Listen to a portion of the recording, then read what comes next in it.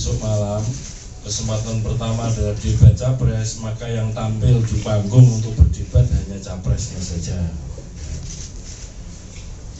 Kemudian ini sama dengan Mbak Anissa, Mas Iqbal, kemudian Mbak Gracia, kurang lebih hampir sama ya, supaya debatnya ini nggak terkesan monoton, nggak seperti cerdas cermat, ada interaksi atau tidak. Kami pastikan bahwa di dalam rundown itu justru kesempatan antar calon untuk berinteraksi itu boleh dikatakan untuk debat pemilu 2024 ini lebih banyak ya.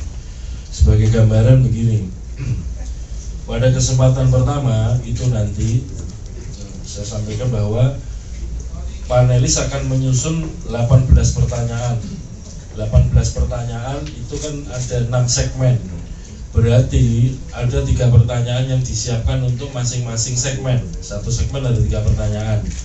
Kemudian masing-masing calon, masing-masing peserta debat capres itu nanti sebelum memasuki perdebatan mengambil dulu secara acak akan dapat pertanyaan yang mana. Itulah yang akan disampaikan oleh moderator. Dan setelah mendapatkan itu, misalkan kesempatan pertama si calon A misalkan ya, itu kemudian calon B dan C diberikan kesempatan untuk menanggapi apa yang disampaikan oleh calon A. Dan setelah menanggapi, calon A juga diberikan kesempatan untuk menanggapi balik, supaya kemudian clear di bagian perdebatan itu.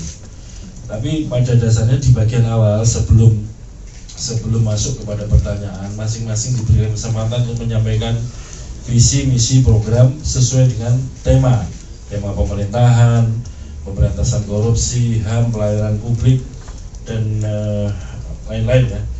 Dan pada dasarnya pada kesempatan menyampaikan visi misi program terlebih dahulu dalam durasi yang ditentukan.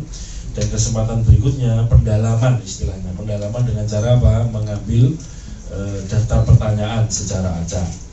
Kemudian demikian juga seterusnya giliran si B misalkan mengambil daftar pertanyaan, dia akan menjawab, dan kemudian diberi kesempatan calon A dan calon C untuk mengajukan pertanyaan. Demikian juga nanti calon B diberi kesempatan untuk menjawabi pertanyaan atau respon dari calon yang lain, dan seterusnya. Kemudian itu untuk sesi 1, sesi kedua ya, setelah visi misi. Kemudian yang ketiga juga demikian.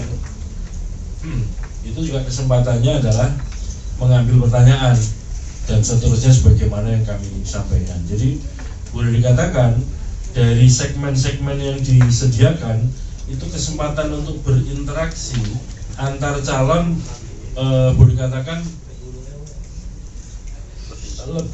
lebih banyak lah. Lebih banyak itu maksud saya dari rundown yang ada kesempatan untuk boleh dikatakan yang menyampaikan sendirian tanpa tanggapan yang soal penyampaian visi misi program. Nah setelah itu untuk pendalamannya modelnya tadi pendalamannya dengan mengajukan pertanyaan.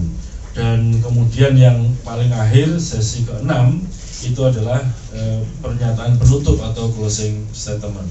Jadi dari 6 segmen itu yang masing-masing capres diberikan kesempatan untuk menyampaikan visi misi tanpa diajukan pertanyaan, itu sesi pertama atau segmen pertama. Kemudian segmen ke-6 adalah penyampaian closing statement atau pernyataan penutup.